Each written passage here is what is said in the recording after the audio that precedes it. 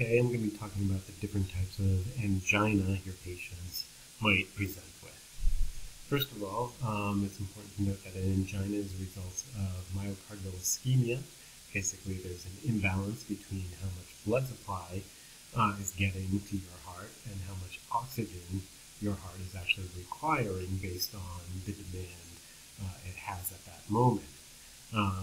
It typically presents as chest pain in individuals with coronary artery disease, and the pain is typically described as more of a pressure or discomfort, not necessarily painful. They might say, again, it's more pressure or just a little discomfort.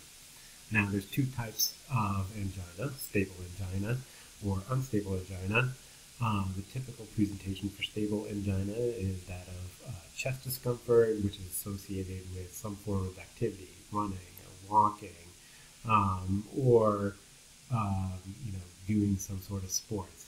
Basically, you shouldn't see in stable angina, you shouldn't see any symptoms when the patient is at rest or after they're given nitroglycerin, because that should open up the arteries capable of giving them enough oxygen for the demand that they're having when they're at rest.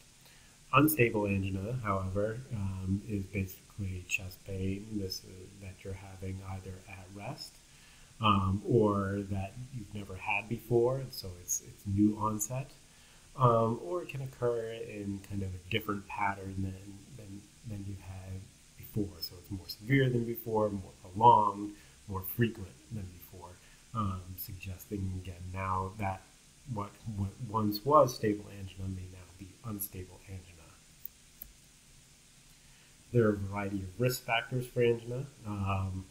Elderly age, particularly greater than 45 for men or 55 for women, smoking, diabetes, hyperlipidemia, a family history of cardiovascular disease, hypertension, kidney disease, obesity, physical activity, and prolonged psychosocial stress can all be risk factors for angina. Certain situations may provoke angina, so there are certain medications certainly that could provoke angina. Things like vasodilators can do it, as well as vasoconstrictors. Thyroid replacement medications could cause angina as well. Some blood problems, including polycythemia, some other issues related to the environment like hypothermia, and volume issues, either hypovolemia or hypervolemia. Now, in order to diagnose angina, you should always be suspecting of this for diagnosis in an individual who presents with any type of chest discomfort, particularly if they're presenting, and they say that it's tight or dull or pressure. It can be located in a variety of areas on the chest. The most classic presentation is retrosternal or left-sided, radiating to the left arm, neck, jaw, or back. But again, it can be in other locations on the chest as well. Certainly, if it's stable angina, it will be associated with exertion and relieved by rest. And typically, you'll see it again precipitated by some of those things we talked about already, but also precipitated by cold weather or a meal. Now, again, I want to point out that this is kind of your classic presentation, but it can often present with atypical presentation, including things like breathlessness, nausea, maybe more of epigastric discomfort than true chest discomfort. So even a patient who complains of upper epigastric discomfort, you still want to be thinking angina. And the atypical symptoms are particularly going to be more likely in women rather than men, in older individuals, and those with diabetes.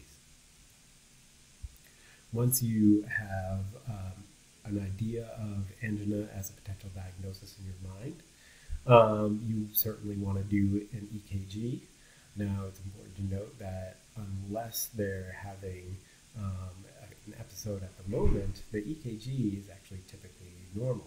It's only different during the periods of pain that you see EKG abnormalities, things like a depressed or elevated ST segment.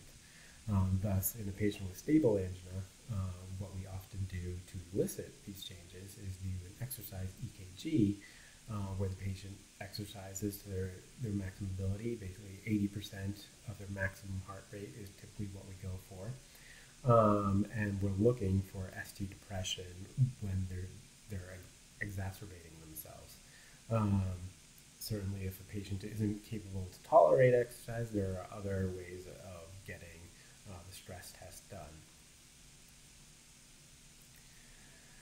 In patients where the non-invasive testing, like the stress test, is diagnostic, we would go on and do a coronary angiogram to identify the location and more specifically what's going on with the coronary lesion, see if the patient is a candidate for angioplasty or CABG, or if they should only be treated with medications. Now it's important to note that those who have EKG abnormalities at rest without exercise should not undergo a stress test. There is no reason for it, and it could potentially create problems. Or those individuals who have raised cardiac enzymes can go directly to coronary angiography. You don't need to do a stress test on those individuals and can actually be contraindicated in those individuals. Once you have a diagnosis of angina, there's a variety of ways to treat it. So through medication, particularly nitroglycerin. This is your vasodilator, and so it makes more oxygen available to the heart, allowing the heart to get the oxygen it requires to meet the needs that it's facing at the moment. Beta blockers and calcium channel blockers can also act to decrease the heart's workload, again, reducing the amount of oxygen, therefore, that it needs. You can do surgical procedures like a balloon angioplasty to widen any lumens of the arteries that might be closed off, put in any stents to make the lumens wider, or again, do a coronary bypass surgery, which is typically last resort. It's your most invasive treatment. Finally, it's important to know more lifestyle modifications that can help. Exercise is good in the long-term treatment for angina. Typically, you want it to be more gentle, sustained kind of exercise rather than intense short bursts of exercise. But typically, exercise is a good thing. It improves blood pressure and promotes coronary artery collateralization. You also want to treat any risk factors for further coronary heart disease in patients with angina. So look for any elevated cholesterol, look for diet problems, fats in their food, red meats, etc. Look for any diabetes, hypertension, and treat those. Encourage smoking cessation and weight reduction as well.